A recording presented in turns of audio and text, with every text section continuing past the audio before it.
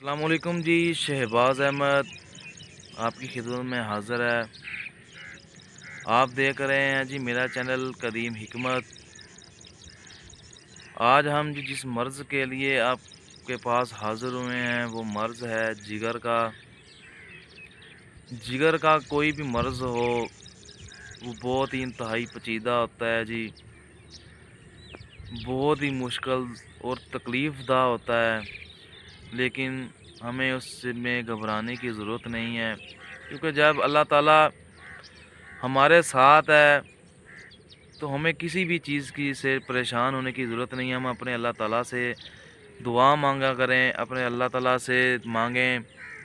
اللہ تعالیٰ نے اپنی تخلیق میں کسی بھی بیماری ایسی نہیں جس کا علاج نہ رکھا ہو۔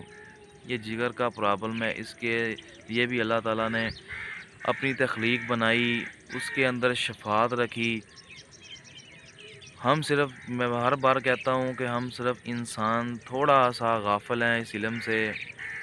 ہم اس علم کو اجاگر کرنے کے لیے آپ کے پاس حاضر ہوئے ہیں۔ آپ ہر طرح کی میڈیسن استعمال کرتے ہیں، اپنے معدے بھی خراب کرتے ہیں۔ میں یہ کہتا ہوں کہ جو اللہ کی ذات نے بنایا ہے اب اس کو کیوں نہیں استعمال کرتے؟ وہ جب رب تعالیٰ فرماتا ہے کہ اے بندے میں تمہیں، تمہاری ایک ماں ہے، میں تمہیں 70 ماؤں سے زیادہ پیار کرتا ہوں، تو جو رب اپنے بندے سے اتنا پیار کرتا ہو تو وہ رب اپنے بندے کو اگر کوئی زمائش دیتا ہے تو اس کی زمائش کی جو کہتے ہوتے ہیں، اس کی زمائش کی جو کی تخلیق ہوتی ہے اس کا جو حل بھی بتاتا ہے۔ اللہ خود فرماتا ہے کہ اے بندے میں تمہیں 70 ماؤں سے بھی زیادہ پیار کرتا ہوں، تو وہ اتنا پیار کرنے والا رب اپنے بندے کی زمائش ضرور لیتا ہے، لیکن اس زمائش کا حل بھی بتاتا ہے۔ تو ہم اس علم سے تھوڑا سا غافل ہیں، ہم آپ کو اس کے متعلق بتائیں گے کہ جو رب نے ذات نے بنایا اس میں اللہ تعالیٰ نے بہت ہی شفاعت رکھی ہے۔ جگر کا جیسا بھی مرض ہو، بے شک وہ لاسٹ سٹیج پہ پہنچ چکا ہو، وہاں پہ یہ بہت کارآمد ہوتی ہے۔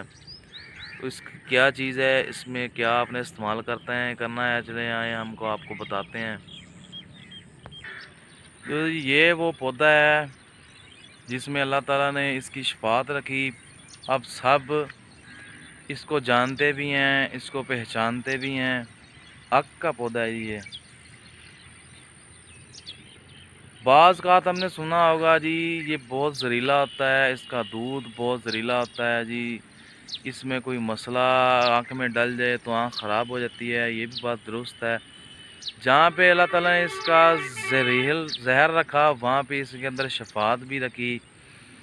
تو ہم بتاتے ہیں جی اس کی کیا چیز آپ نے استعمال کرنی ہے، انشاءاللہ اس مرض سے آپ کی جان چھوٹ جائے گی۔